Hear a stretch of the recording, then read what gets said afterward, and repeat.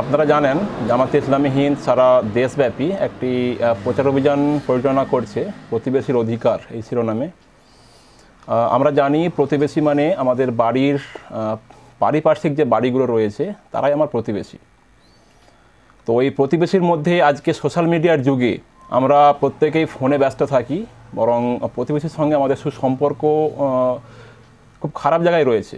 এই প্রতিবেশীর সঙ্গে খুব সম্পর্কটাকে ভালো জায়গায় নিয়ে আসা, প্রতিবেশীর সহযোগিতায় আসা, মূলত এই জন্যই জামাত ইসলামী হিন্দ সারা দেশ জুড়ে এই ক্যাম্পেইন পরিচালনা করছে। আজকে কোথায় করলেন? আজকে আপনারা দেখেছেন উত্তর সোনামুড়ি অঞ্চলে আমরা আজকে পরিক্রমা করেছি, মহামিছিল করেছি। জি, উত্তর সোনামুড়ি গ্রাম এবং চকশ্রীকৃষ্ণপুর গ্রামে আমরা আমাদের কচি কাচাদেরকে নিয়ে আমাদের কিছু হাদিস এবং কোরআনের আয়াতকে সামনে রেখে আমরা আমাদের একটা মহামিছিল পরিচালনা করেছি, যেখানে উপস্থিত ছিল প্রায় 100 জন কচি কাচা যুবক। আপনারা নিশ্চয়ই জামাতে ইসলামী হিন্দের সর্বভারতীয় একটা সংগঠন আছে, সে সম্পর্কে আপনারা জানেন।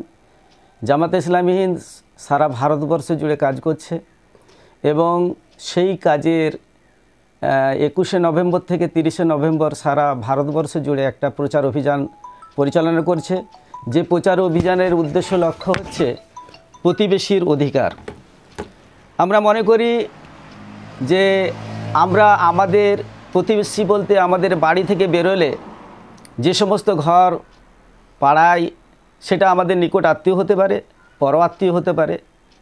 এই আত্মীয়দেরকে আমরা হামসায়া বলে একটা কথা আছে, হুকুকে হামসায়া, অর্থাৎ প্রতিবেশীর অধিকার। আমরা মনে করি, জামাত ইসলামী হিন্দের কর্মীরা মনে করেন যে ভারতবর্ষে আমরা বাস করা সত্ত্বেও আমরা আমাদের প্রতিটা মহল্লা, প্রতিটা গ্রামে, প্রতিটা গলির ভেতরে যাদের সঙ্গে আমাদের সম্পর্ক আছে, সে যে ধর্মের মানুষ হোক না কেন, তাদেরকে আমরা নিজেদের প্রতিবেশী মনে করি।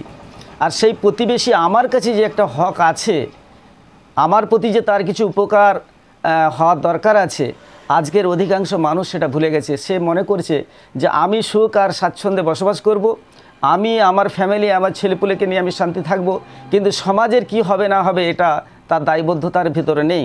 কিন্তু জামাত ইসলামী একটা সচেতন সংগঠন মনে করে যে না, এইটা ভাবলে এই ভাবাটা একটা পূর্ণাঙ্গ মানুষের পূর্ণাঙ্গ চিত্র হতে পারে না। তার উপরে নৈতিক দায়িত্ব আছে। যেমন ষষ্ঠার দেওয়া বিধানে এটাই বলে দেওয়া আছে যে ষষ্ঠাকে সবার উপরে মান্যতা দিতে হবে, তারপরে তার পিতামাতাকে সম্মান করতে হবে, তারপরে তার নিকট আত্মীয়দেরকে, তারপরে তার প্রতিবেশীকে, পথচারীকে, এমনকি দরিদ্র, এতিম, অসহায়, বাপহারা, মাহারা এবং নিঃস্ব ব্যক্তিদেরকে, সবাইয়ের উপকারে আমাদেরকে এগিয়ে আসতে হবে। এই এগিয়ে আসার ভেতর থেকে সমাজে যে একটা মানুষের কল্যাণ বয়ে আনে, আমার দ্বারাতে যে একটা মানুষের উপকার হবে, সেই উপকার সেটা শুধু নিজের জন্য নয়, আমার দ্বারাতে, আমার কথাবার্তার দ্বারাতে, আমার ভালো আচরণের দ্বারাতে প্রতিবেশী যদি শান্তি এবং নিরাপত্তা বোধ করে, তো সেটাই আমরা মনে করি যে এটা ষষ্ঠাকে সন্তুষ্ট করা হবে। তাই প্রফেট হজরত মুহাম্মদ একটা কথা জোর দিয়ে বলেন, ততক্ষণ পর্যন্ত সে ব্যক্তি স্বর্গে প্রবেশ করবে না। এই কথাটাকে তিনি 3 বার বললেন, ততক্ষণ পর্যন্ত সে স্বর্গে যাবে না, ততক্ষণ পর্যন্ত সে স্বর্গে যাবে না, ততক্ষণ পর্যন্ত স্বর্গে যাবে না। তার সাহচার্যে যারা সাথীরা ছিলেন তারা প্রশ্ন করলেন যে কেন যেতে পারবেন না?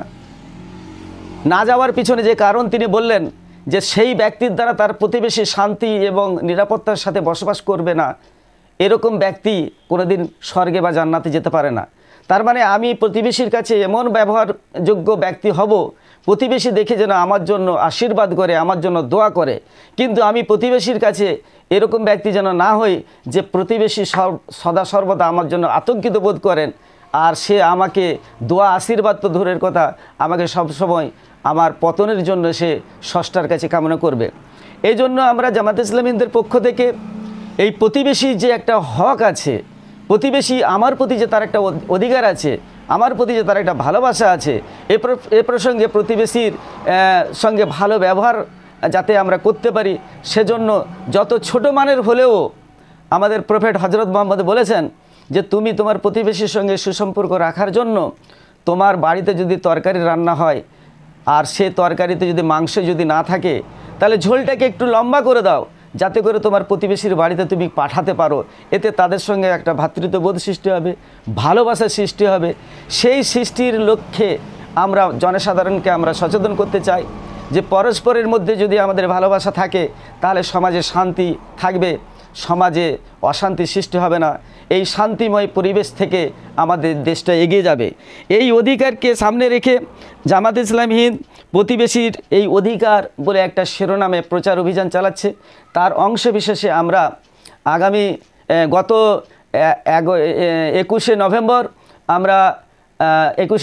আমরা রাস্তাঘাট সাফাই, পরিবেশ সাফাই একটা অভিযান চালালাম।